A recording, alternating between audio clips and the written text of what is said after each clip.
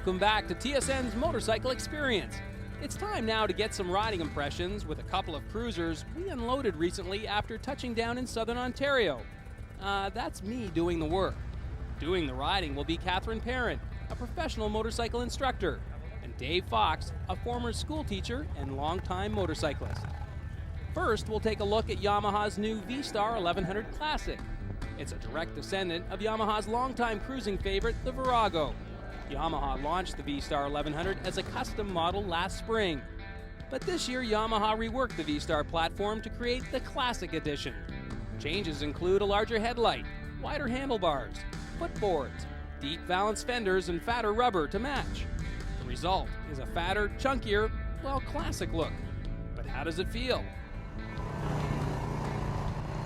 Well, I certainly think that, I don't feel that engine size is a deterrent to a new rider. I think really what's important is your ability to balance the weight, and I think that even a new rider, or a fairly new rider, would feel quite comfortable on this machine because it doesn't feel like a heavy bike.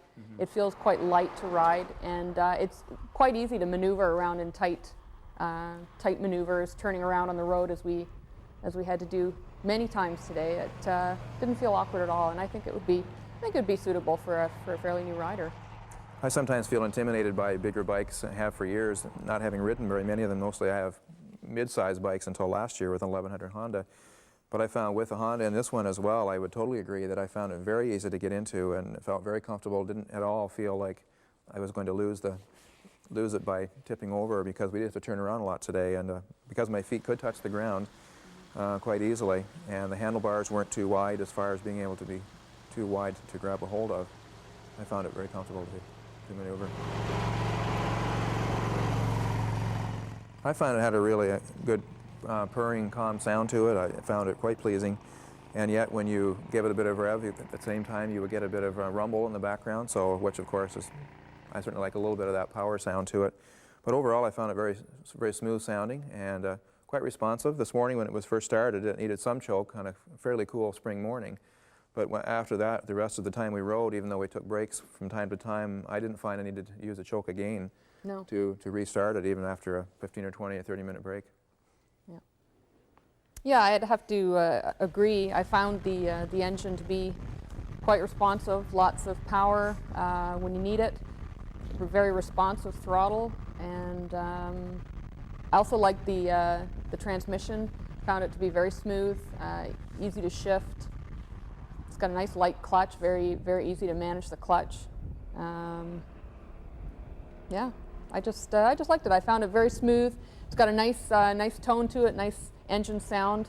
It's got a nice throaty sound to it, so it gives you that cruiser feel. I was quite impressed with the brakes. I found them quite effective, particularly the rear brake. It's got some good power there, bring you to a pretty quick stop. And at the same time, I didn't find it really grabbed you either, like it grabbed the ground. You just touch it and it was very firm, that you knew it was there without having to do a lot of reaching for it.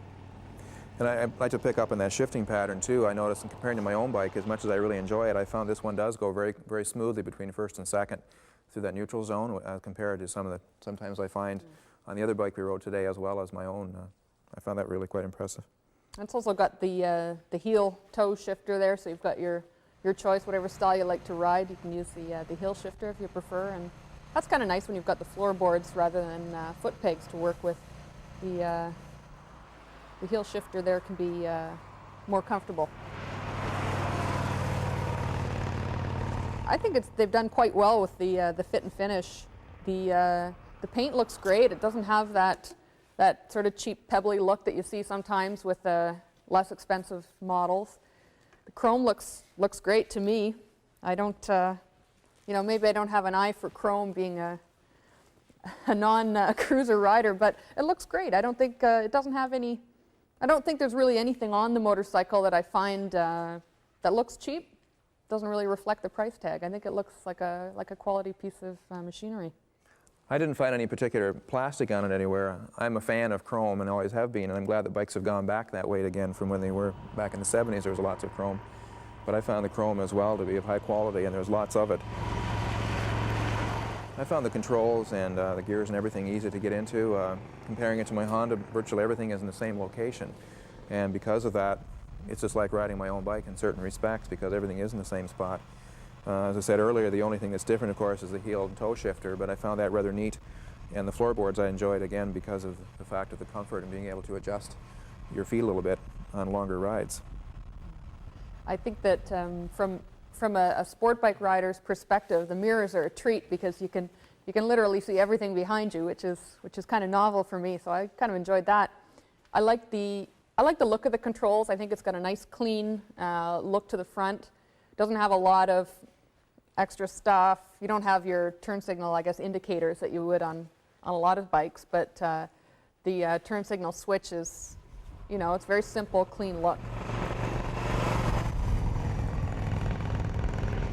Well, I enjoyed it a lot. I thought that the bike handles very well for a large bike.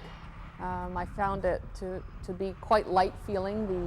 The weight of the motorcycle is really not noticeable. Even in tight maneuvers, I didn't find it difficult to balance. Found it quite maneuverable. So overall, I enjoyed the ride. I found it pretty comfortable.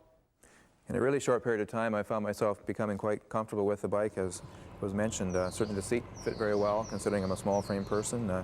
My feet were able to touch the ground quite comfortably, and the floorboards made it very comfortable compared to my own bike, which doesn't have them. Therefore, I could move my feet around a bit and add to the comfort by being able to adjust your feet a little bit. So overall, I really enjoyed the comfort of it and how easy you could get into it, even though the road conditions today weren't ideal.